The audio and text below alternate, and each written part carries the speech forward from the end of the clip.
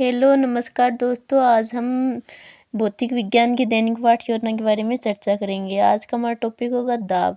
सबसे पहले विद्यालय का नाम लिखेंगे जहाँ इंटर्नशिप हो रही है, फिर कक्षा विषय लिखेंगे, प्रकरण लिखेंगे जिसको अंडरलाइन करना है, दिनांक, कालांश, समयावधि लिखनी है, फिर 2 कॉलम बनाने हैं। प्राप्य उद्देश्य और अपेक्षित या वर्गत परिवर्तन का पहला उद्देश्य ज्ञानात्मक, छात्र दाब का प्रत्यय स्मरण कर सकेंगे, छात्र दाब का प्रत्यय विज्ञान कर सकेंगे। दूसरा अवबोध, छात्र दाब की व्याख्या कर सकेंगे, छात्र दाब को समझ सकेंगे।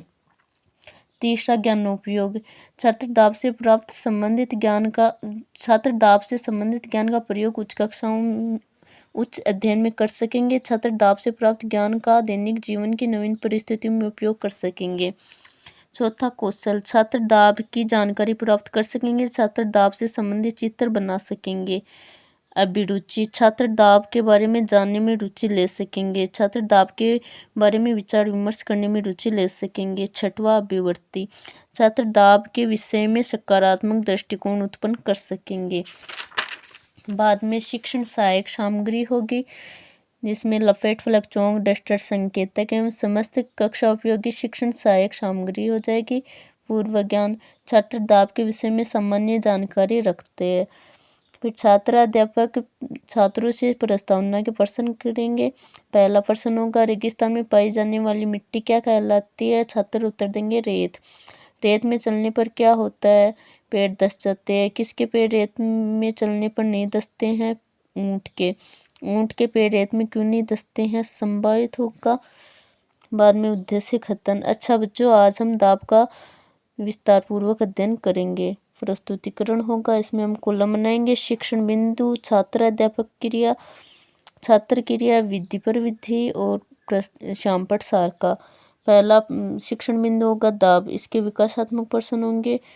छात्र अध्यापक छात्रों से विकासात्मक प्रश्न करेंगे। जल वितरण हेतु घरों में क्या बनाई जाती है? जल की टंकी। सामान्यतः जल की टंकी कहाँ बनाई जाती है? ऊंच छत पर या ऊंचाई पर। इसमें प्रश्नोत्तर विधि हो जाएगी। इसका तीसरा प्रश्न होगा, जल की टंकी ऊंचाई पर क्यों बनाई जाती है? समस्यात्मक प्रश्न होगा। फिर छात्र अध्यापक कथन होगा।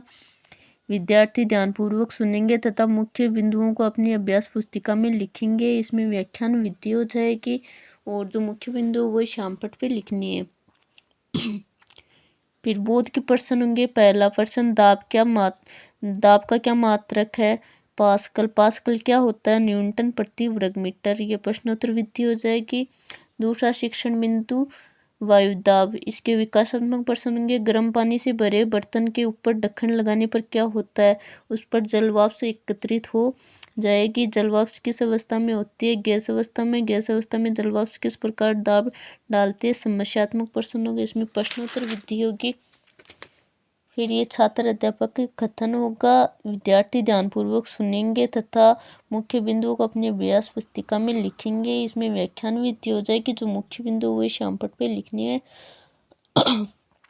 पहला प्रश्न होगा बोध का, वायु सभी दिशाओं में किस प्रकार दाब डालती है? समान।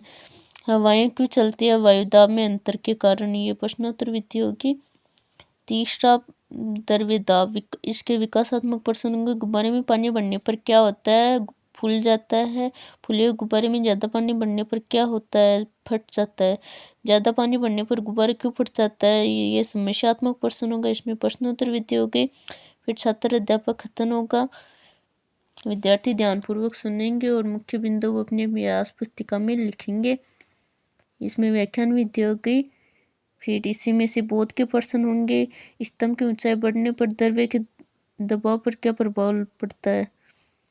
दाब बढ़ जाता है। गहराई के साथ द्रव्य के दाब का क्या संबंध है? गहराई बढ़ने से द्रव्य दाब भी बढ़ता है। ये प्रश्नोत्तर विधि होगी। बाद में मूल्यांकन के प्रश्न होंगे जो हम 4 से 6 कर सकते हैं और ये गृह कार्य का प्रश्न हो जाएगा। नमस्कार।